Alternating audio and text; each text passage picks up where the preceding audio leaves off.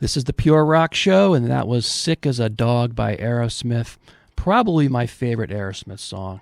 Hard to pick one, but if I had to, that would be my favorite from my favorite album, Rocks. That one's easy for me. Welcome to the Pure Rock Show. If you follow the Instagram account, which I don't know why you wouldn't, at Pure Rock California, then you'd know that we have a special guest tonight. You might know him from hosting the awesome Ultimate Jam shows down at the Whiskey in Hollywood, or perhaps singing in the band Sweet that he did for several years. But we have him on tonight to talk about one of his new endeavors, the tribute band to Aerosmith called Aerowings. We have Paulie Z on the phone with us tonight. How you doing, Paulie? I'm doing well. How are you? Good, good. Thanks for calling in. So your band Aerowings is going to be playing locally here in Thousand Oaks at the Sure Form Theater on January 30th. And tell me a little bit about this. I noticed on your press release here, you're like the one-stop shopping of tribute bands. You have several of them, which is amazing. I'm just reading this. We could be like a live aid of Paulie Z here of all these different bands. Yeah. Well, it's funny you said that because I almost recreated Live Aid and did all the bands this summer. Wow. For the 40th anniversary. Almost. It's just the only reason it didn't happen is because I didn't have enough capital to put it together. I had a couple of sponsors, but I was going to do the full recreate Live Aid and sing in all the bands. Wow, that's incredible. Yeah, I'm a little nutty when it comes to that stuff.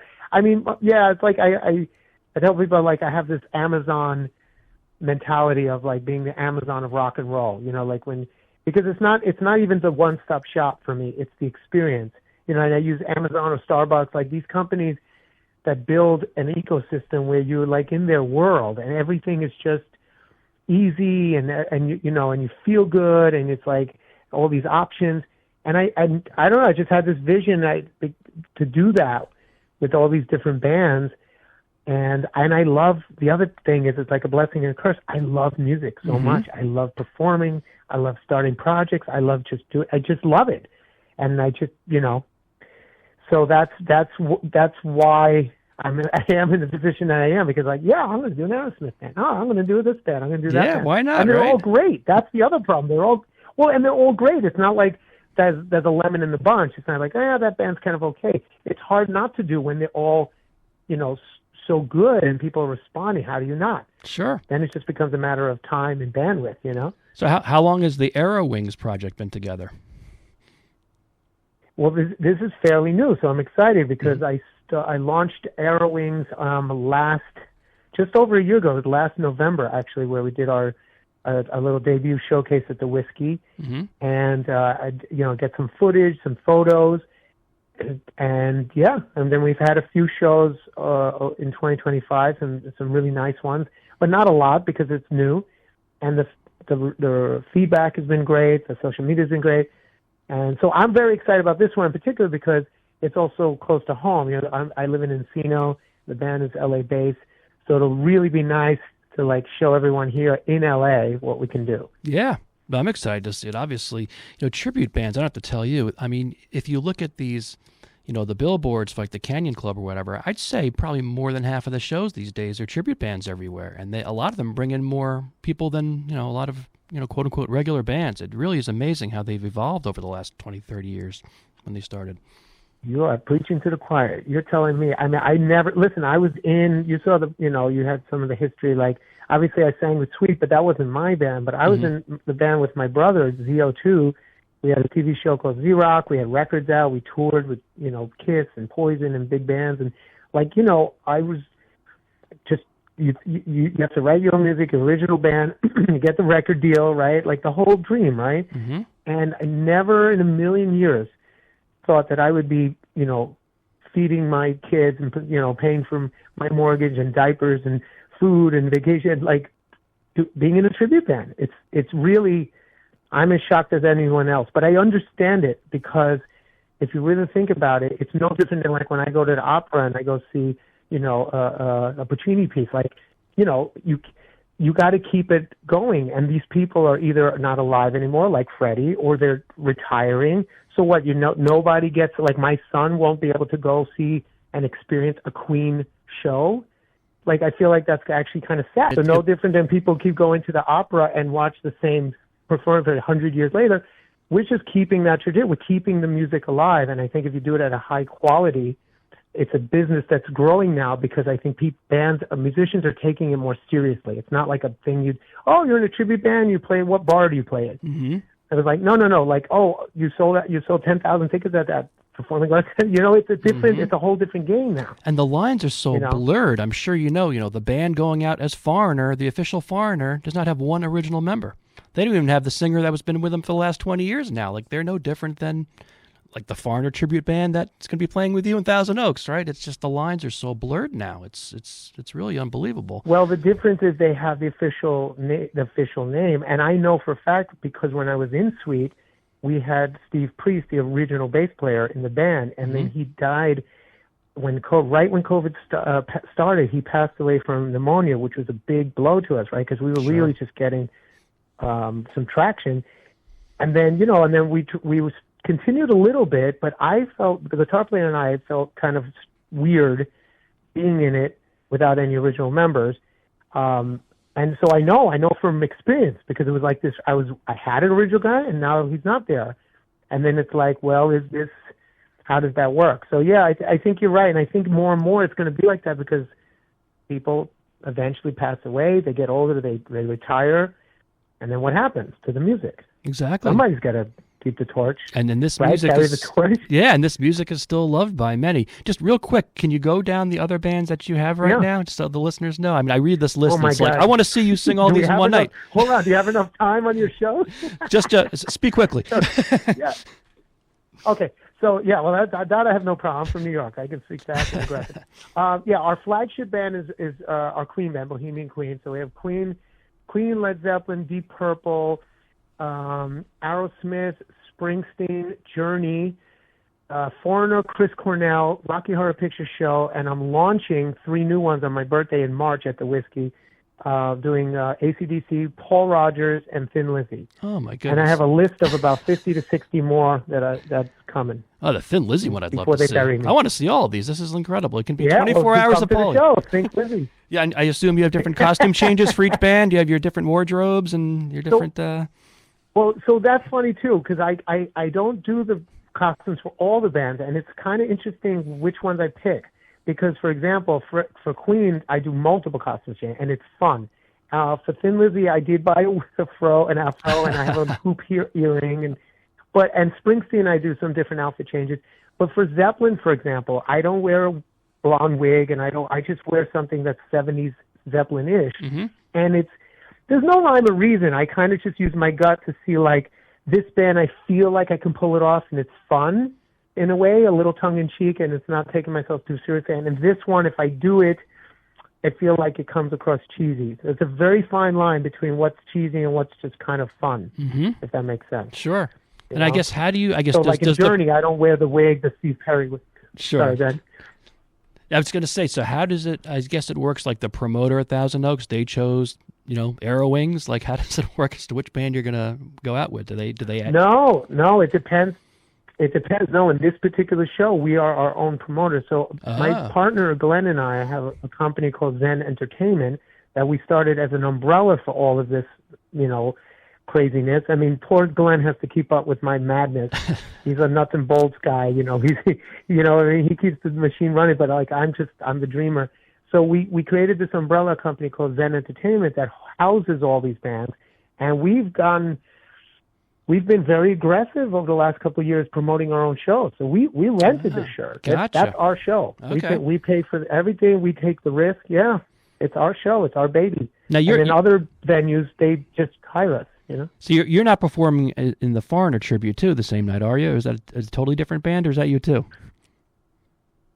No, it's me too. That's you too. It's the same guys. It's the same band. It's the same guys. Okay, it's the same 7 people. Gotcha. Same guys. We just 15-minute, 20-minute intermission, change the clothes a little bit, and grab my Starbucks Americano to get a little fuel, and then and come back out, and it goes from Jukebox Hero to Dream On. Yeah. Wow. You must. I mean, between all these bands you mentioned, such a catalog. You must know tons of songs. I mean, in your band, that's so much. Oh yeah, and people say I'm a kind of masochistic because I pick the hardest singers. I mean, Chris Cornell. Yeah. That's one of my favorite things to do, although there's not as much of a market for it. So that's the funny thing. Deep Purple and Chris Cornell are some of my favorite bands to be in, and my videos on social media, like my viral videos, like 2 of the 3 that were past 1 million or 2 million, whatever, were Chris Cornell. But yet, the market is not there for that kind of music yet, the way it is for classic rock. So we don't have as many shows and many opportunities. But it's just interesting, to go from, singing, Rusty Cage and Spoon Man one night, and then the next night you're doing Bohemian Rhapsody, and then the next night you're doing, Born in the USA. It's awesome. It's listening to the radio and flipping the channels, and you're on every one of them. That's great. That's great. So do you back to Aerosmith, do you have any favorite Aerosmith songs of yours that you enjoy playing? I imagine you're doing the biggest hits, but do you do any deeper cuts? And what are your favorite songs from Aerosmith? No, it's hard to do deep cuts. I think that probably the deepest, and that's always a challenge too, because as a fan, you always want to do. We've tried some deep cuts with the Queen Band even, and it just they don't go over as much as you think, because most of the people come into these shows are not the diehards. Right. So you know what I mean? Mm-hmm. They want to hear the hits, and we want them to be happy. So at the end of the day, that's why I did Ultimate Jam Night. That was the beauty of that show. That's where you can do whatever you want. We could do that Aerosmith song that no one's even heard of, the B side of the B side. Yep. But in these kind of shows, you kind of have to stick to what people love. So for me, I love Dream On and Crying. Crying and Dream On are my two favorite. And I would say the deepest cut is probably Draw the Line. Oh, that's a great one. Which that'd be one of my favorites. I like the deep it's stuff. It's not that deep. No, it's out there and was on their greatest hits, but it's not something that gets a lot of play. I consider that fairly deep. Definitely to the masses. The average Aerosmith fan. Yeah, that's what I was going to say. The average Aerosmith fan, like the casual Aerosmith, would not know that song. Right, exactly.